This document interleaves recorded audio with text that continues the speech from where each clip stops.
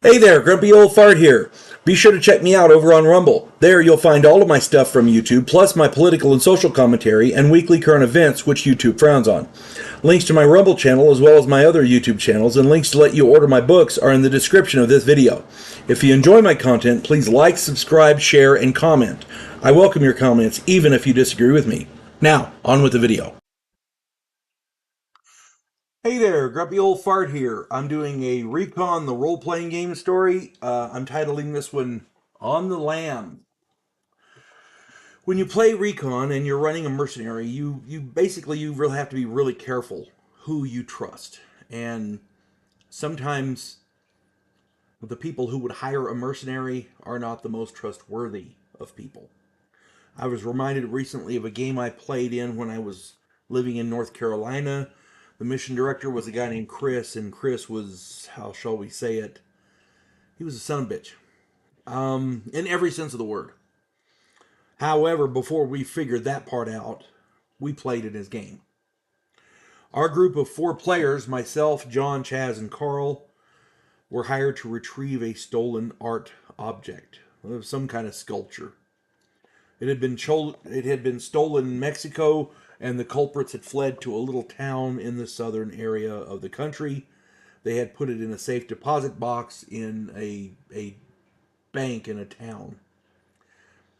Essentially, we had to rob a bank, which, to retrieve stolen goods, we were okay with it.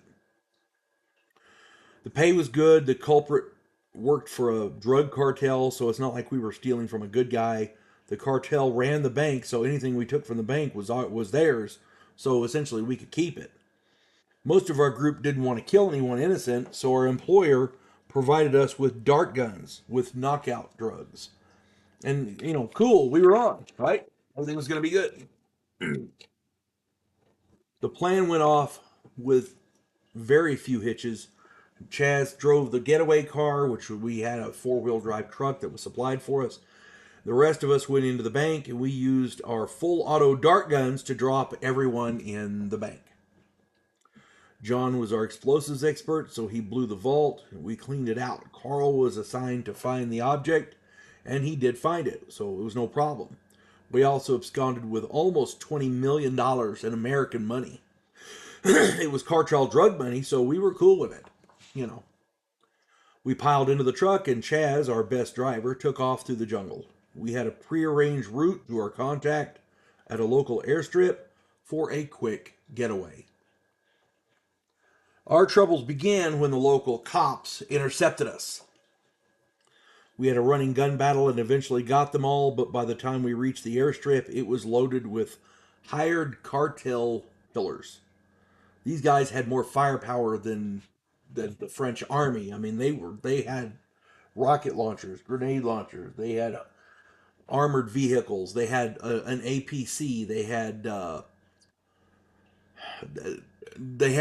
2 different machine gun nests set up on either side of the runway. I mean, there was no way we were taking off from that place. It just wasn't happening. We needed another way out, and we opted to go south across the border to find another airstrip. We had several run-ins with federales and eventually discovered that our knockout darts were actually lethal. So we killed all those people. Yeah. We were not happy.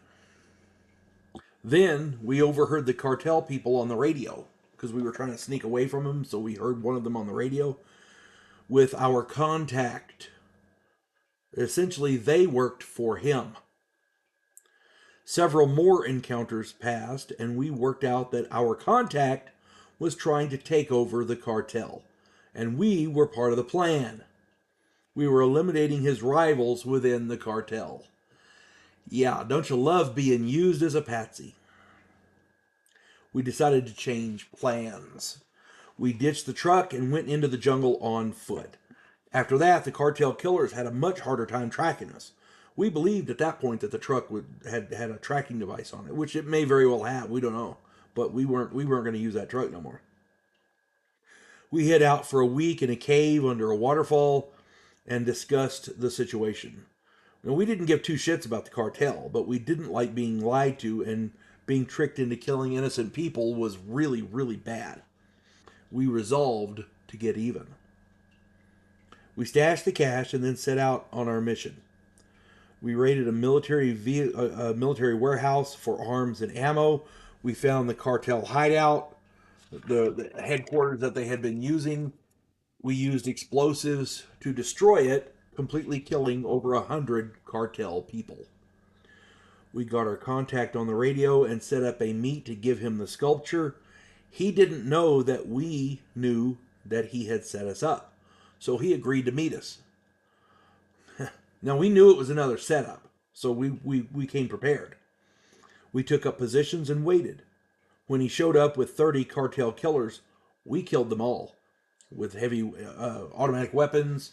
A sniper made sure the contact himself got killed, and I don't remember what his name was, and I don't really care. But, you know, basically we retrieved the cash and made our way to an airstrip where we stole an airplane and flew to an airstrip just across the border. From there, we made our way back to the United States. But, yeah, that was the last game Chris ran, because after that we found out what he was really like. And we don't, when you're playing a game, you want to be friends with everybody there. You want to be on a friendly basis with everybody, because the whole point of the game is to have fun. Later on, we all had falling outs with Chris, and that was a different issue. But at the time, we thought he was just being cool with a fun game, throwing twists at us. But there was a lot of twists, and having tricking your character into killing innocent people. Yeah, that's a little dark for us. We didn't appreciate that. And then later on, when we found out what Chris was really like, yeah, it's okay. At any rate, I hope this finds everybody well. You folks have a good one. God bless one and all. Vanguard One, Devo Poland, a scientific representative from a pacifist race called the Gandhiri, has come to Earth to learn the one thing that humans do better than anyone else in the galaxy: to fight. In the sequel, Task Force Terminus, Earth is at war with an alien race called the Amdola. Devo Poland's new commission in the Terran fleet exposes him to bigotry and treachery, and he comes to realize that sometimes political and military maneuvering are one and the same.